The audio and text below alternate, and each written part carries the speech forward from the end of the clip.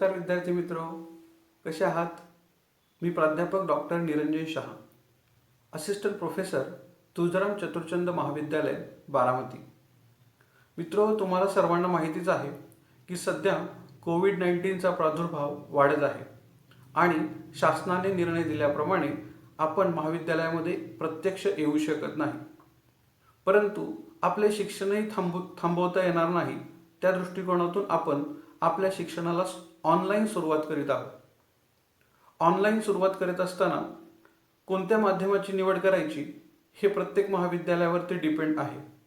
आपल्या महाविद्यालयाने Telegram groups, WhatsApp groups, Google classroom आणि गुगल मीट्स या काही माध्यमांची निवड केलेली आहे आणि या माध्यमाद्वारे आपण आपले ऑनलाईन लेक्चर्स, ऑनलाईन एज्युकेशन किंवा लेक्चरच्या संदर्भामधले व्हिडिओज विद्यार्थ्यांपर्यंत पोहोचवणार आहोत.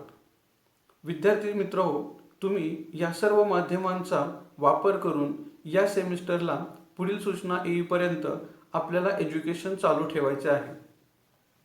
मित्रहो, तुमच्या माहितीसाठी आपल्या महाविद्यालयामध्ये FY BComला 5 डिव्हिजन्स आहेत. प्रत्येक डिव्हिजनमध्ये 120 विद्यार्थी, अशा पद्धतीने आत्तापर्यंत आपण 600 विद्यार्थ्यांचे ॲडमिशन पूर्ण केलेले आहे. महाविद्यालयामध्ये 5 डिव्हिजनपैकी एक डिव्हिजन ग्रँटेबलचे असून 4 डिव्हिजन नॉन ग्रँटचे आहेत. तुम्ही 600 विद्यार्थ्यांपैकी काही विद्यार्थी हे ग्रँटेबलला ॲडमिशन घेतलेले आहेत की ज्यांची डिव्हिजन A आहे. म्हणजे A डिव्हिजनचे सर्व विद्यार्थी हे ग्रँटेबल एज्युकेशनमध्ये आहेत आणि A division he Marathi medium division आहे.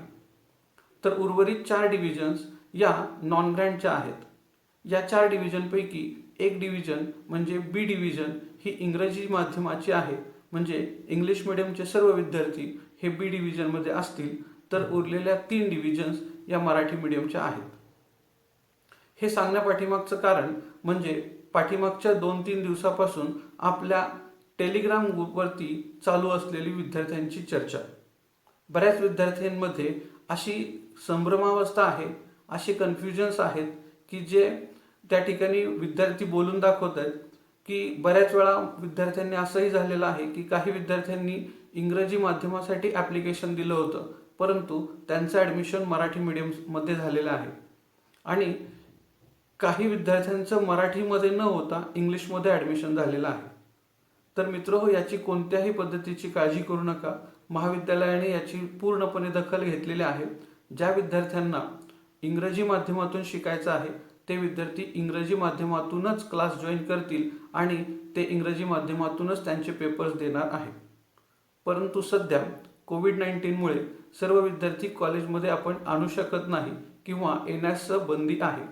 त्यामुळे सर्व विद्यार्थी हे ऑनलाईन एज्युकेशन घरी बसून घेणार आहेत. त्यामुळे व्हिडिओच्या माध्यमातून आणि ग्रुप्सच्या माध्यमातून हे एज्युकेशन दिलं जाणार आहे. त्यामुळे सध्या संपूर्ण डेटा येईपर्यंत आणि संपूर्ण ॲडमिशनची प्रोसेस पूर्ण होईपर्यंत सर्व ग्रुप्स हे त्या पद्धतीने जसे विद्यार्थ्यांपर्यंत आम्हाला जसा डेटा येईल तशा पद्धतीने आम्ही विद्यार्थ्यांचे ग्रुप्स बनवलेले आहेत. महाविद्यालय आत्ता वेगवेगळ्या परिस्थितीतून जात आहे आणि अशा परिस्थितीमध्ये महाविद्यालयामध्ये संपूर्ण डेटा अवेलेबल होईल असं नाही. त्यामुळे जशा पद्धतीने आम्हाला डेटा मिळेल त्या पद्धतीने आम्ही तुमचे ग्रुप्स बनवलेले आहेत. परंतु येत्या 2-4 दिवसामध्ये सर्व विषयांचे सर्व क्लासेस हे वेळेत सुरू होतील आणि सर्व विद्यार्थी या ठिकाणी जॉईन होतील. याची दखल प्रत्येक प्राध्यापक आणि महाविद्यालय घेणार आहे. मित्रहो, तुम्ही देखील तुमच्या ओळखीचे काही विद्यार्थी असतील की ज्यांनी अजूनही गुगल क्लासरूम किंवा टेलिग्राम ग्रुप्स जॉईन केले नसतील, तर त्या संदर्भामध्ये माहिती देऊन त्यांना त्या ठिकाणी जॉईन करण्यास सांगावे. आपल्या तुळजाराम चतुरचंद महाविद्यालयाची जी वेबसाईट आहे www.tccollege.org या वेबसाईटवरती उजव्या बाजूला एक नोटिफिकेशन दिलेलं आहे. उजव्या बाजूला येणाऱ्या प्रत्येक नोटिफिकेशनचा व्यवस्थित ते बघा, डाउनलोड करा. त्यामध्ये तुम्हाला प्रत्येक विषयाच्या संदर्भामध्ये असणाऱ्या क्लासेसची माहिती दिलेली आहे. त्या ठिकाणी काही कोड दिलेले आहेत. गुगल क्लासच्या संदर्भामध्ये ते कोड तुम्हाला सब्जेक्ट वाईज असतील. त्या ठिकाणी ते कोड टाकून तुम्हाला संबंधित विषयाचे कोड टाकून तुम्हाला ते ग्रुप जॉईन करायचे आहेत. तसेच काही प्राध्यापकांच्या टेलिग्राम लिंक्स आहेत, त्या ठिकाणी त्या जॉईन करायच्या आहेत. मित्रो, आपल्या विषयाच्या संदर्भात चर्चा करायचं झालं तर आपण फायनान्शियल अकाउंटिंग पेपर फर्स्ट याविषयी मी तुम्हाला यावर्षी मार्गदर्शन करणार आहे, किंबहुना हा विषय मी या ठिकाणी शिकवणार आहे. आपल्या विषयाच्या संदर्भात सध्या आपण सर्व डिव्हिजन्स एकत्रितरित्या घेणार आहोत. मराठी मीडियमचे विद्यार्थी जास्त असल्यामुळे आपण जास्त करून मराठी व्हिडिओ टाकणार आहोत. पण तरी देखील इंग्रजी माध्यमाचे विद्यार्थी आपल्याकडं एक डिव्हिजन पूर्ण झालेले असून दुसऱ्या डिव्हिजनमध्ये काही विद्यार्थी हे मराठी मीडियम बदलून इंग्लिश मीडियम घेऊ इच्छितात. त्यांच्यासाठी सुद्धा इंग्लिश माध्यमातून व्हिडिओज पाठवले जाणार आहेत. त्यामुळे इंग्रजी मीडियमचे जे काही विद्यार्थी असतील त्यांनी कोणत्याही पद्धतीची काळजी न करता या ग्रुपला जॉईन राहायचं आहे. जोपर्यंत पुढच्या सूचना येत नाहीत तोपर्यंत इंग्रजी माध्यमाचा फायनान्शियल अकाउंटिंगच्या संदर्भामध्ये दुसरा कोणताही ग्रुप बनणार नाही. जर बनणार असेल तर त्या पद्धतीने तुम्हाला सूचना दिल्या जातील आणि त्यानंतर तुम्हाला त्या ग्रुपमध्ये शिफ्ट केलं जाईल. तोपर्यंत तुम्ही याच ग्रुपमध्ये तुम्हाला व्हिडिओ पाठवले जातील, त्या पद्धतीने तुम्ही सर्व व्हिडिओज बघा. दुसरं, आपल्या फायनान्शियल अकाउंटिंगच्या संदर्भामध्ये यूट्यूब चॅनल आपण क्रिएट केलेला आहे, जो महाविद्यालयाच्या दृष्टिकोनातून आणि तुमच्याही दृष्टिकोनातून महत्त्वाचा आहे. या यूट्यूब चॅनलचं नाव आहे ई-ज्ञान. ई-ज्ञान या यूट्यूब चॅनलवरती सर्व विद्यार्थ्यांनी आपला सबस्क्राईब करायचं आहे. याचा उद्देश असा आहे, जेव्हा जेव्हा फायनान्शियल अकाउंटिंगच्या संदर्भामध्ये काही नवीन नोटिफिकेशन्स किंवा काही नवीन व्हिडिओज त्या ठिकाणी अपलोड केले जातील त्यावेळेस त्याचे डायरेक्ट नोटिफिकेशन तुम्हाला ईमेलवरती येऊ शकतात आणि तुम्ही त्याचे व्हिडिओज डायरेक्टली पाहू शकता. त्यामुळे सर्व विद्यार्थ्यांनी या ठिकाणी ई-ज्ञान या चॅनलला सबस्क्राईब करायचं आहे. या चॅनलची लिंक मी टेलिग्राम ग्रुपवरती दिलेली आहे.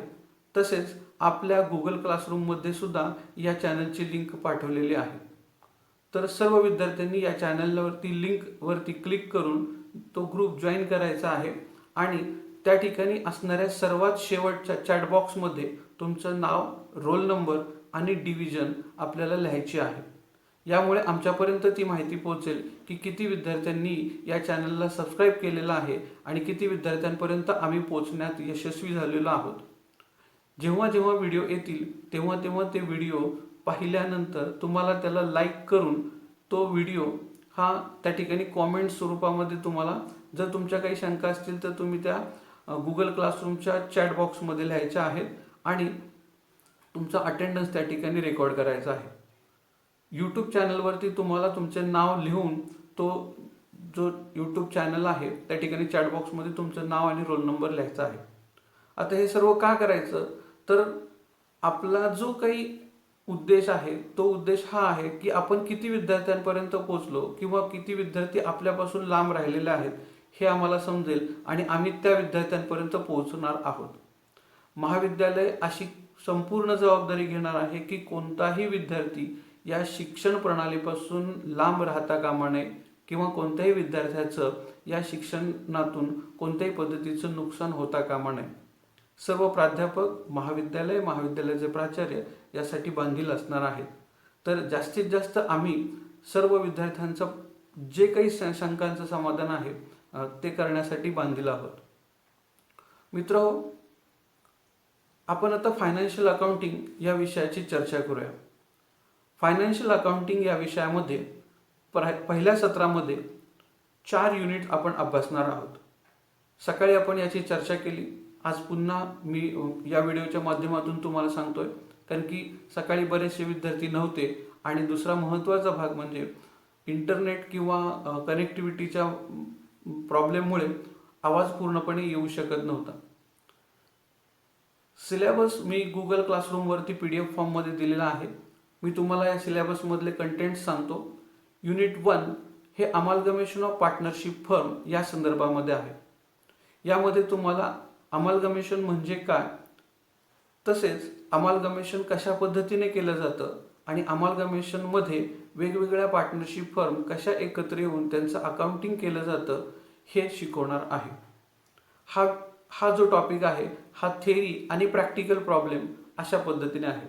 मित्र, FY BComला दुसरा एक टॉपिक जो आहे तो आहे conversion of partnership firm into limited company. म्हणजे पहिला topic amalgamation of partnership firm आणि दुसरा topic conversion of partnership firm. यामध्ये एखादी पार्टनरशिप फर्म ही एखाद्या कंपनीमध्ये कशी कन्वर्ट करायची आणि त्याची लीगल प्रोसिजर काय असेल, त्याची अकाउंटिंग प्रोसिजर काय असेल, कोणकोणत्या गोष्टी त्या ठिकाणी आपल्याला बदलाव्या लागतील हे आपण या ठिकाणी शिकणार आहोत. म्हणजे आत्तापर्यंत तुम्ही 11वी आणि 12वीमध्ये अकाउंटन्सीच्या संदर्भामध्ये सोल ट्रेडर किंवा सोल प्रोप्रायटरचा अकाउंटिंग शिकला. Journal entry, ledger posting, trial balance आणि फायनल अकाउंट, ज्यामध्ये trading account, profit and loss account आणि बॅलन्स शीट याचा अभ्यास केला. त्यानंतर तुम्ही 12वीला पार्टनरशिप फायनल अकाउंटचा अभ्यास केला.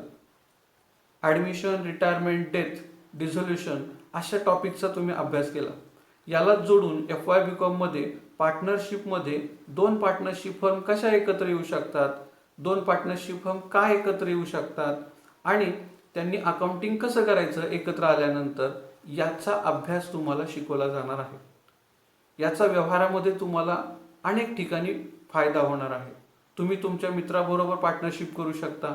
दुसऱ्या स्पर्धकांविरुद्ध तुम्हाला स्पर्धकांबरोबर जाऊन तुम्हाला बिझनेस करता येऊ शकतो आणि मग त्याचं अकाउंटिंग कसं करायचं या दृष्टिकोनातून हा टॉपिक आपण ठेवलेला आहे.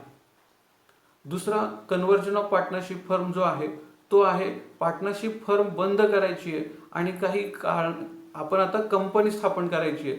तर नवीन कंपनी स्थापन करण्यापूर्वी जर आपला बिझनेस पार्टनरशिप फर्म असेल तर मग आहे तोच बिझनेस कंपनीमध्ये कसा कन्वर्ट करायचा, त्याची लीगल प्रोसिजर काय असेल किंवा अकाउंटिंग ट्रीटमेंट कशा पद्धतीची असेल याविषयीचा अभ्यास आपण या ठिकाणी करणार आहोत. या 2 युनिट्समध्ये थेअरी आणि प्रॅक्टिकल प्रॉब्लेम असणार आहेत. तिसरं युनिट जे आहे ते कम्प्युटराइज्ड अकाउंटिंग एन्व्हायरमेंट असणार आहे. हे तिसरं युनिट पूर्णपणे थेअरी असेल. याच्यामध्ये मीनिंग असेल तुमचं कम्प्युटराइज अकाउंटिंगच्या संदर्भात. म्हणजे कम्प्युटराइज अकाउंटिंगचं मीनिंग, इंट्रोडक्शन, त्याची डेफिनेशन, त्याचे ॲडव्हान्टेजेस, युजेस किंवा application of computerise accounting, computerise अकाउंटिंगचं आजचं इम्पॉर्टन्स काय आहे, सिग्निफिकन्स काय आहे किंवा नीड काय आहे, या संदर्भामध्ये तुम्हाला या टॉपिकमध्ये माहिती मिळणार आहे. याचबरोबर आज सध्या बाजारपेठेमध्ये कोणकोणते अकाउंटिंग सॉफ्टवेअर्स वापरले जाणार आहेत किंवा वापरले जात आहेत या संदर्भामध्ये देखील शिकवलं जाणार आहे. या संदर्भामध्ये देखील माहिती दिली जाणार आहे. तर ही सर्व माहिती तुम्हाला टॉपिक नंबर 3 मध्ये किंवा युनिट नंबर 3 मध्ये मिळणार आहे, ज्याचं नाव आहे कम्प्युटराइज्ड अकाउंटिंग एन्व्हायरमेंट. हा युनिट मात्र तुम्हाला पूर्णपणे थेअरीचा युनिट आहे. मित्रो, पहिले 2 युनिट थेअरी आणि प्रॅक्टिकल प्रॉब्लेम असे असणार आहेत. तिसरा युनिट जो आहे तो पूर्णपणे थेअरीचा असणार आहे आणि चौथा युनिट जो आहे तो कम्प्युटर अकाउंटिंगचाच पुढचा भाग जो आहे तो म्हणजे अनेक सॉफ्टवेअर्सपैकी एका सॉफ्टवेअरचा अभ्यास आणि त्यामध्ये टॅली हे सॉफ्टवेअर आपण अभ्यासणार आहे. म्हणजे टॅली, आता बऱ्याच जणांनी अगोदर 11वी-12वीमध्ये IT विषय घेतला असेल तर त्यांना टॅलीच्या संदर्भामध्ये माहिती असेल. त्यामुळे त्यांना हा विषय किंवा हा टॉपिक शिकताना आणखीन मजा येणार आहे आणि आणखीन डीपमध्ये तुम्ही जाणार आहात. 11वी-12वीमध्ये झालेल्या कन्सेप्टचा पुढं तुम्हाला डेव्हलप करण्याच्या दृष्टिकोनातून, आणखीन अकाउंटिंग करण्याच्या दृष्टिकोनातून या टॉपिकमध्ये वाव आहे.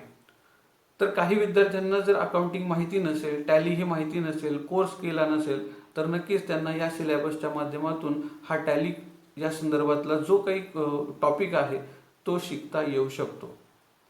मित्रो, हा तुम्हाला थेअरी आणि प्रॅक्टिकल अशा दोन्ही स्वरूपाचा आहे. परंतु हे प्रॅक्टिकल हे तुम्हाला सेपरेट असणार आहे. तुमच्या टॅलीचे प्रॅक्टिकल्स हे फायनल पेपरमध्ये, रिटन पेपरमध्ये असणार नाही. या टॉपिक्सच्या संदर्भामध्ये थेअरीच फक्त तुम्हाला त्या ठिकाणी विचारली जाणार आहे. परंतु त्याच्यामध्ये company creation, group creation, ledger creation, voucher entry किंवा त्याचे रिपोर्ट जनरेट करणे हा जो भाग त्या ठिकाणी दिलेला आहे, हा सर्व भाग तुम्हाला प्रॅक्टिकल स्वरूपामध्ये सेपरेट असणार आहे. तर अशा पद्धतीने हे 4 युनिट आपण अभ्यासणार आहोत. आता हे 4 युनिट अभ्यासल्यानंतर तुमची या 4 युनिटच्या संदर्भामध्ये परीक्षा घेतली जाते. आता मित्र हो, लक्षात घ्या, एक महत्त्वाची गोष्ट म्हणजे तुम्ही तुळजाराम चतुरचंद कॉलेजमध्ये ॲडमिशन घेतलेलं आहे, पण तुळजाराम चतुरचंद कॉलेज हे ॲटॉनॉमस आहे. आता ॲटॉनॉमस म्हणजे काय, तर स्वायत्त. स्वायत्त या संकल्पनेचा विचार केला तर आपण आपला सिलेबस ठरवणार, विद्यापीठाचा सिलेबस ठरवणार. जोपर्यंत हे स्वायत्त नव्हतं तोपर्यंत विद्यापीठ जो सिलेबस ठरवेल तो आपण आपल्या विद्यार्थ्यांना शिकवत होतो. परंतु आता स्वायत्त झाल्यामुळे आपण आपला स्वतःचा सिलेबस ठरवलेला आहे आणि तो आपण आपल्या विद्यार्थ्यांना शिकवत आहोत. बऱ्याच वेळा असं होतं की विद्यापीठ जो सिलेबस शिकवतो तो आपल्या ग्रामीण भागातल्या विद्यार्थ्यांना उपयोगाचाच पडतो असं नाही. आता आपण असं केलेलं आहे की आपल्या ग्रामीण भागातल्या विद्यार्थ्यांना नोकरी मिळण्याच्या दृष्टिकोनातून, व्यवसाय करण्याच्या दृष्टिकोनातून कोणता सिलेबस महत्त्वाचा आहे आणि ज्याच्यामधून तुम्हाला जॉब किंवा एम्प्लॉयमेंट जनरेशन होणार आहे, स्किल तुमचे डेव्हलप होणार आहेत आणि जेणेकरून तुम्हाला पटकन कुठं ना कुठं तरी जॉब मिळू शकतो किंवा तुम्ही तुमच्या व्यवसायामध्ये याचा वापर करू शकता, अशा पद्धतीचा सिलेबस आपण डिझाईन केलेला आहे. मित्रहो, आणखीन एक महत्त्वाची गोष्ट, हा सिलेबस शिकत असताना तुम्हाला एक क्रेडिट कोर्स करायचा आहे. तो क्रेडिट कोर्स कमीत कमी 30 तासांचा असणार आहे. आता या क्रेडिट कोर्सला सेपरेट क्रेडिट असणार आहेत. तुम्हाला जो सिलेबस आहे या सिलेबसचे 4 क्रेडिट तर मिळणारच. आता क्रेडिट पॅटर्न आलेला आहे. जे काही 100 मार्क्सपैकी तुम्हाला मार्क्स मिळतील तर त्याचं कन्व्हर्जन क्रेडिट सिस्टीममध्ये क्रेडिटला केलं जाणार आहे. तर हे 4 क्रेडिट तुम्हाला 100 मार्काच्या पेपरला असतील. प्लस तुम्हाला यावर्षी एक कोर्स, या सेमिस्टरला, प्रत्येक सेमिस्टरला एक कोर्स तुम्हाला ॲडिशनल स्किल डेव्हलपमेंटच्या दृष्टिकोनातून करायचा आहे. तर तुम्हाला यावर्षी टॅलीच्या संदर्भामध्ये एक कोर्स जॉईन करायचा आहे. तर तुम्हाला त्याचे सेपरेट 2 क्रेडिट मिळणार.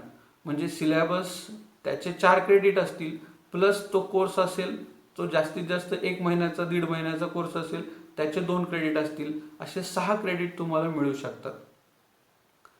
अर्थात तुम्हाला इथं चॉईस आहे की तुम्हाला कोणता कोर्स करायचा आहे किंवा कोणत्या कोर्सची तुम्हाला आवड आहे. टॅलीच केला पाहिजे असं नाही. जर टॅली अगोदर झाला असेल तर तुम्ही इतर कोणतेही कोर्सेस करू शकता. महाविद्यालयामध्ये 80 प्रकारचे कोर्सेस चालू आहेत. त्यापैकी कोणताही एक कोर्स त्या ठिकाणी तुम्ही करू शकता आणि त्याचे 2 क्रेडिट्स तुम्ही मिळवू शकता. दुसरा महत्त्वाचा मुद्दा, 100 मार्काचं इव्हॅल्युएशन कसं होणार. फायनान्शियल अकाउंटिंग हा पेपर इतर 6 पेपरपेक्षा वेगळा असणार आहे. तुम्हाला FYBCOMला 7 पेपर आहेत. त्यापैकी फायनान्शियल अकाउंटिंग या एकाच पेपरचा विचार केला तर फक्त एका पेपरला प्रॅक्टिकल्स असणार आहे. प्रॅक्टिकल म्हणजे कसं, जर तुमचं सेपरेट त्या ठिकाणी तुम्हाला काम करायचं आहे, प्रोजेक्ट लिहायचे आहेत, असाइनमेंट्स लिहायचे आहेत, प्रत्यक्ष फील्ड वर्क काम करायचं आहे, अशा पद्धतीचे प्रॅक्टिकल्स असणार आहेत. म्हणजे दरवर्षी तुम्हाला या संदर्भात प्रॅक्टिकल्स असणार आहेत. FYBCOMला पहिल्या सेमिस्टरला आपण टॅली या विषयाचं म्हणजे 4थं जे युनिट आहे हे युनिट त्या दृष्टिकोनातून खूप महत्त्वाचं आहे. म्हणजे मित्रहो बघा, 4थं युनिट तुमच्या सिलेबसच्या दृष्टिकोनातून किंवा फायनल पेपरच्या दृष्टिकोनातून महत्त्वाचं आहेच आहे. प्लस 20 मार्काचं प्रॅक्टिकल त्या विषयावरती आहे आणि प्लस जर त्याच संदर्भात जर तुम्ही क्रेडिट कोर्स केला तर आणखीन 2 क्रेडिटसुद्धा या युनिटच्या संदर्भामध्ये मिळणार आहेत. म्हणजे 4थं युनिट तुम्हाला त्या दृष्टिकोनातून महत्त्वाचं आहे. सिलेबस पुन्हा बघा, सिलेबसमधले कंटेंट्स तुम्ही पुन्हा वाचा. जर त्याच्यामध्ये काही अडचणी असतील तर तुम्ही मला पुन्हा विचारू शकता. आता इव्हॅल्युएशन पॅटर्नबद्दल मी सांगतो. फायनान्शियल अकाउंटिंगचं इव्हॅल्युएशन पॅटर्न कसं असणार आहे. 40 आणि 60% असं आपण क्रायटेरिया फॉलो करणार आहे. 40% म्हणजे इंटरनल मार्क्स आणि 60% म्हणजे एक्सटर्नल मार्क्स. आता इंटरनल मार्क्स म्हणजे जे कॉलेजमधल्या इतर म्हणजे मेन परीक्षा सोडून इतर परीक्षांच्या माध्यमातून किंवा ॲक्टिव्हिटीजच्या माध्यमातून तुम्हाला दिले जाणारे मार्क्स. आता ह्या ॲक्टिव्हिटीज म्हणजे कोणकोणत्या ॲक्टिव्हिटीज, तुम्ही सेमिनार दिला असेल, तुम्ही वर्कशॉप, आपण जे वर्कशॉप घेतो वर्गामधलं वर्कशॉप असेल ते असेल, असाइनमेंट्स दिल्या असतील, टेस्ट तुमच्याकडून घेतल्या जातील, त्या टेस्ट म्हणजे 1 टेस्ट असेल, 2 टेस्ट असतील, 3 टेस्ट असतील, डिपेंड्स. प्रत्येक टीचर्स डिपेंड असू शकतो की किंवा काही जण फक्त टेस्टच घेतील, काही जण एक टेस्ट घेतील, एक होम असाइनमेंट देतील, एक प्रॅक्टिकल देतील किंवा तुम्हाला प्रेझेंटेशन करायला सांगतील, तुमचा अटेंडन्स चेक केला जाईल. यापैकी एक किंवा अनेक गोष्टी त्या तुमच्याकडून त्या करून घेतल्या जातील आणि अशा गोष्टींना मार्क्स ठेवलेले आहेत. उदाहरण द्यायचं झालं तर सपोज एका विद्यार्थ्याने प्रेझेंटेशन केलं किंवा प्रेझेंटेशन करायला सांगितलं आणि त्याला 10 मार्क ठेवले, तर त्या प्रेझेंटेशनचे 10 पैकीचे मार्क्स असतील. होम असाइनमेंट लिहायला सांगितली, त्याचे 10 मार्क असू शकतात. प्रेझेंटेशन बरोबर इतर तुमचे काही स्किल्स डेव्हलप करायचे त्या दृष्टिकोनातून जर आम्ही ग्रुप डिस्कशन असेल, PPT मेकिंग असेल, म्हणजे पॉवर पॉईंट्स तुम्हाला बनवायला सांगितलेले आहेत किंवा प्रॅक्टिकल्स करायला सांगितलेले आहेत कम्प्युटरवरती, तर त्या पद्धतीने तुम्ही ते करायचं आहे. किंवा बऱ्याच वेळा फील्ड व्हिजिट्स करायला सांगितले जाते. कोणत्या तरी एक, आता अकाउंटच्या संदर्भात झालं तर CAच्या ऑफिसला किंवा कोणकोणत्या तरी बँकेमध्ये किंवा इन्शुरन्स ऑफिसमध्ये किंवा एखाद्या व्यापाऱ्याकडे जाऊन तिथलं अकाउंटिंग शिकून त्याचा एक रिपोर्ट बनवून तो रिपोर्ट तुम्हाला 1-2-3 पानामध्ये बनवून तो सबमिट करायचा आहे, त्याला 10 मार्क ठेवलेले असतील. अशा वेगवेगळ्या ॲक्टिव्हिटीज त्या ठिकाणी करून तुमच्याकडून ते काम करून घेतलं जाईल आणि तुम्हाला त्या पद्धतीने ते शिक्षण दिलं जाईल. उद्देश एकच आहे मित्रहो, की तुम्हाला जास्तीत जास्त प्रॅक्टिकल ओरिएंटेड जायचं आहे. म्हणजे आत्तापर्यंत पुणे विद्यापीठाचा पॅटर्न होता हा बऱ्यापैकी हा थेरी बेस होता आणि त्यामुळं विद्यार्थ्यांना आज काय होतोय की कंपनीमध्ये जॉब मिळताना अडचणी येतात, कारण की त्याला प्रॅक्टिकल नॉलेज काही नाही. कंपनीचं सॉफ्टवेअर कधी वापरलं नाही, कंपनीत अकाउंटिंग कसं केलं जातं हे माहिती नाही, बाजारपेठेमध्ये अकाउंटिंग कसं होतं ते माहिती नाही, कारण की पुस्तकातलं नॉलेज बाजारपेठेमध्ये उपयोगी पडत नाही. तर या दृष्टिकोनातून आपण हा व्हिडिओ बनवलेला आहे आणि ही माहिती या माध्यमातून मी तुम्हाला सांगतो. तर हा एक पॅटर्न 40 मार्काचा झाला. दुसरा 20 मार्काचा जो सांगितला आहे, जो 60 मार्काचा आहे, त्यापैकी 20 मार्क हे प्रॅक्टिकलला असणार आहे. या ठिकाणी तुम्हाला प्रत्येक सेमिस्टरला प्रॅक्टिकल्स आहेत. फायनान्शियल अकाउंटिंगला तुम्हाला पहिल्या वर्षी प्रॅक्टिकल करायचं आहे, तर हे प्रॅक्टिकल टॅलीच्या संदर्भामध्ये असेल. टॅलीवरती तुम्हाला company creation, group creation, problems आम्ही तुम्हाला देणार आहे आणि ते प्रॉब्लेम तुम्हाला ह्या टॅलीमध्ये रेकॉर्ड करून त्याचे रिपोर्ट्स जनरेट करून त्याची एक सेपरेट फाईल किंवा जर्नल बनवून ते तुम्हाला महाविद्यालयाकडे सबमिट करायचं आहे आणि सबमिट केल्यानंतर याची तोंडी परीक्षा होणार.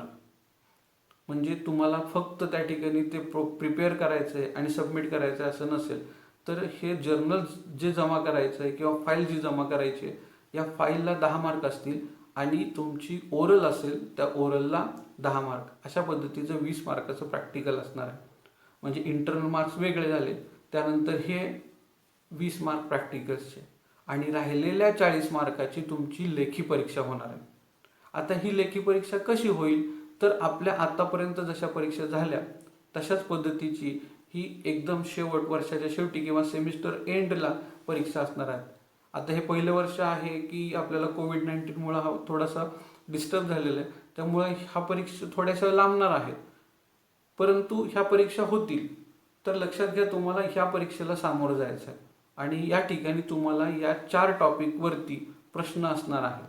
मग पहिला टॉपिक जो आहे अमालगमेशन ऑफ पार्टनरशिप फर्म, याच्यावरती तुम्हाला थेरी म्हणजे objective, true false, filling the blanks अशा पद्धतीचे ऑब्जेक्टिव्ह पण असतील आणि मोठा प्रश्न असू शकतो.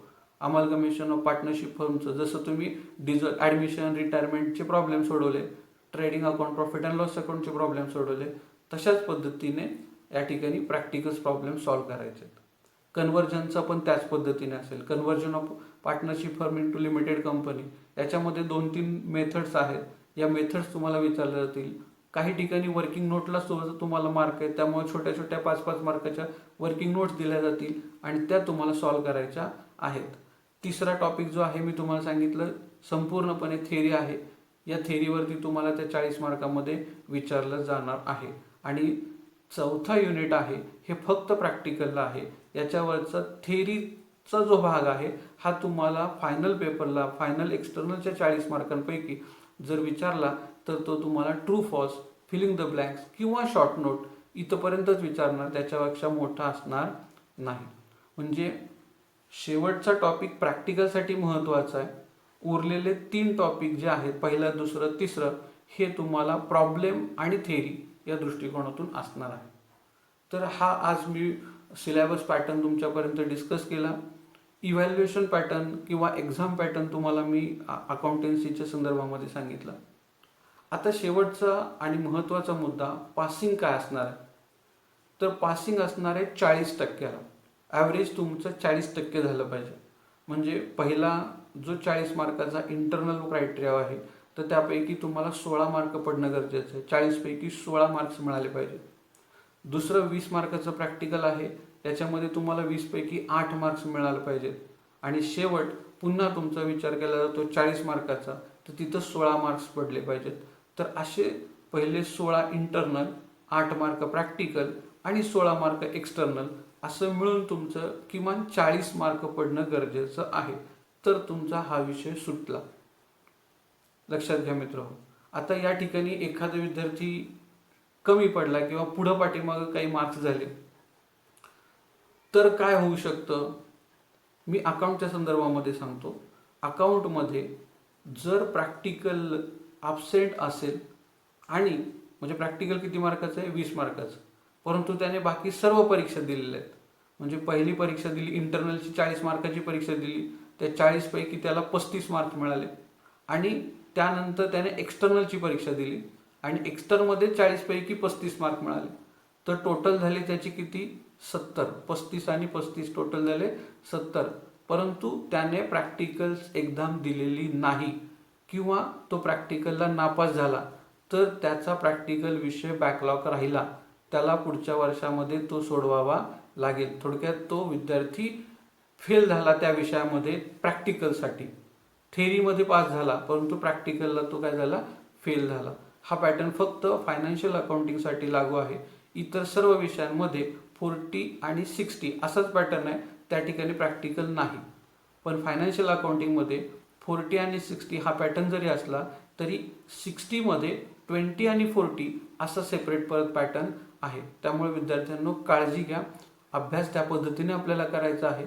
आणि विषय जर अभ्यासला किंवा तुम्ही जर टॉपिककडे जर पुन्हा बघितलं किंवा सिलेबस जर बघितला तर अतिशय सोपा विषय आहे. अतिशय सोपा, प्रॅक्टिकलच्या दृष्टिकोनातून खूप महत्त्वाचा विषय, की जेणेकरून तुम्ही म्हणाल की सर आम्ही FY नंतरच जॉब करतो. इतका सोपा विषय आहे. कारण की हा डायरेक्टली तुम्हाला बाजारपेठेमधल्या अकाउंटिंग सिस्टीमचं नॉलेज त्या ठिकाणी मिळवून देणारा विषय आहे. प्रत्यक्ष जर तुम्ही व्यवसाय करत असाल तर व्यवसायामध्ये त्याचं इम्प्लिमेंटेशन कसं करायचं हे समजून देणारा विषय आहे. तर अशा पद्धतीने हे अकाउंटिंग अभ्यासणार आहे. पण जर विद्यार्थ्यांनी सिरियसली केलं तर त्याचा फायदा. जर विद्यार्थ्यांनी यांच्याकडे तुम्ही 11वी-12वी सारखंच जर FYकडे बघत असाल तर मात्र तुम्ही 100% अडचणीत येऊ शकता. दुसरा महत्त्वाचा भाग, काही विद्यार्थ्यांचं आम्ही आत्तापर्यंत बघितलेलं आहे की 12वीला 70%, 80%, 90%, 95% मार्क्स मिळवलेले विद्यार्थी आहेत. परंतु FYला सिरियसली न घेतल्यामुळं 40, 42, 50% सुद्धा आलेले आहेत. तुम्ही 11वी-12वी या बोर्डाचा विचार सोडा. आता महाविद्यालय पातळीवरती, युनिव्हर्सिटी लेवलवरती तुमच्याकडून आता परीक्षा म्हणजे तुमच्याकडून अभ्यास करून घेतला जाणार. आत्तापर्यंत जे होतं ते शिक्षण या स्वरूपामध्ये होतं. म्हणजे तुम्ही फक्त एज्युकेशन घेतलं अशी संकल्पना आम्ही ग्राह्य धरतो. आता तुम्हाला आम्ही जे देणार आहे ते प्रशिक्षण देणार आहे, म्हणजे ट्रेनिंग. का तर तुम्हाला यानंतर काय करायचं आहे? जॉब करायचा आहे. यानंतर तुम्हाला स्वतःचा बिझनेस करायचा आहे, स्वतःची कन्सल्टन्सी करायची आहे. आपल्यापैकी काही विद्यार्थी CA करू इच्छितात, CWAला जाऊ शकतात, प्रोफेशनल कोर्सेस करणारे आहेत, MBAकडे जाण्याची इच्छा आहे. परंतु त्यासाठी बेसिक नॉलेज किंवा ट्रेनिंग गरजेचं आहे. कंपनीमध्ये अकाउंटिंग कसं केलं जातं, बँकेमध्ये अकाउंटिंग कसं केलं जातं, आपल्याला फक्त माहिती आहे की आजकाल सगळीकडे सॉफ्टवेअर्सच वापरतात. म्हणून आपण या सॉफ्टवेअरचा अभ्यास आपल्या महाविद्यालयामध्ये करणार आहोत, की जेणेकरून तुम्हाला ट्रेनिंगची गरज सेपरेटली नाही पडली पाहिजे. प्रत्यक्षात हे घेतल्यानंतर, डिग्री घेतल्यानंतर तुम्हाला जॉब मिळण्याच्या दृष्टिकोनातून मदत झाली पाहिजे. तर अशा पद्धतीचं एज्युकेशन देण्याचा आमचा प्रयत्न असणार आहे. परंतु तुमच्याकडून देखील प्रयत्न होणं गरजेचं आहे. आता कोविड-19मुळे आपण प्रत्यक्ष भेटू शकत नाही मित्रो. त्यामुळे काय होईल? बऱ्याचशा अडचणी येऊ शकतात. पण या अडचणी आल्या तरी देखील आम्ही सोडवण्यासाठी तुमच्या पाठीशी आहोत. परंतु तुम्हाला जास्तीत जास्त आता स्वतःहून अभ्यास करावा लागणार आहे. आता फळ्यावरती आम्ही एखादा प्रॉब्लेम दिला तर तो लगेच समजू शकत होता. आता व्हिडिओच्या माध्यमातून अनेक गोष्टी अडचणीच्या येऊ शकतात. तर थोडंसं तुम्हाला कॉपरेट करणं गरजेचं आहे. या ठिकाणी आम्ही जास्त फळा वापरू शकत नाही. या ठिकाणी ज्या गोष्टी आपण वर्गात डिस्कस करू शकतो, ज्या पद्धतीने डिस्कस करू शकतो, त्या पद्धतीने आम्ही व्हिडिओच्या माध्यमातून डिस्कस करू शकत नाही.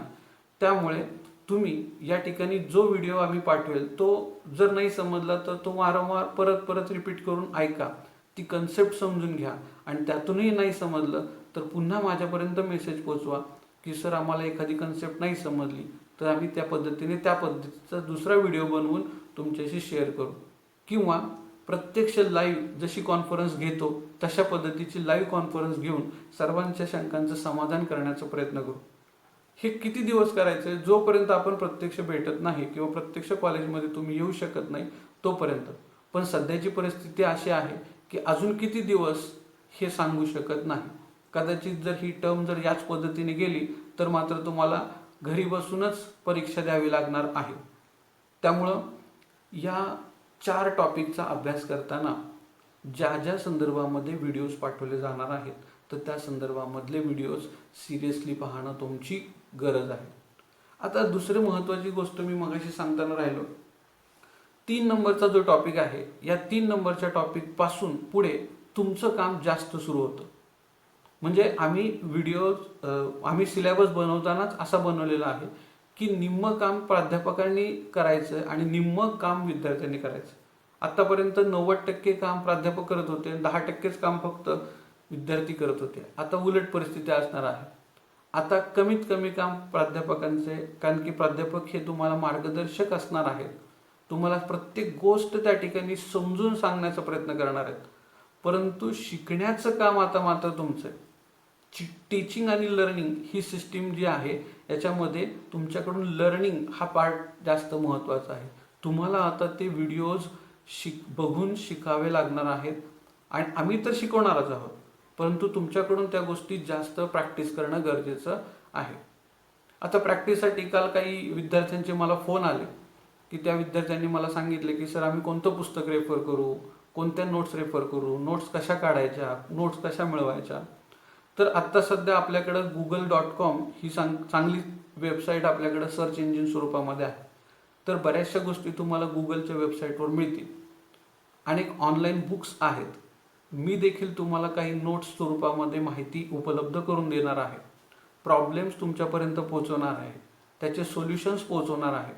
त्यानंतर तुमच्यासाठी एक्झरसाईज स्वरूपात प्रॉब्लेम पाठवणार आहे की जे तुम्ही प्रॉब्लेम स्वतः सॉल्व करायचे आणि ते सॉल्व केलेले प्रॉब्लेम मला परत चेकिंगसाठी पाठवायचे आहेत की जेणेकरून त्याच्यावरून तुमचं असेसमेंट करून तुमचे मार्क्स त्या ठिकाणी दिले जातील.